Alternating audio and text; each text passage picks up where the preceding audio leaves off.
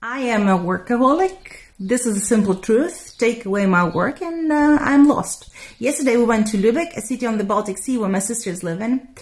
The train journey takes about 4 hours and I was thinking that I will be able to work on the train. Well, lots of my work requires a full charged phone, and guess what? I forgot to charge my phone the night before. Arrived at sisters, plugged in my phone to charge, slept for 1 hour after 8 miles walk in the melting heat, woke up to do TikTok videos. What's wrong? Phone not charged. Did not notice that my sister unplugs all part devices just in case. Then, of course, social program with my husband, walking through Lübeck, dining out, which I love and enjoy a lot, of course. When we came back home, it was already too dark to film, and my phone still out of power. All this time I was thinking, I need to work. I have no clue how to combine work with life, only if I'm able to work while I'm living, I guess, like filming videos while doing a city tour or dining out.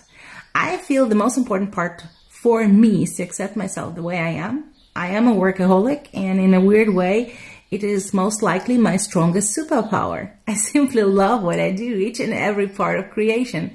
Working on my fashion brand, scripting videos, making those videos, teaching my students, manufacturing for our clients. I love it.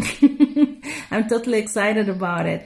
This project where I finally decided to launch something I was thinking about for the past 100 years. I'm excited about each and every second, each and every step. I'm happy when I'm working. I am in flow. Go away with your life-work balance. My work is my life, my fuel.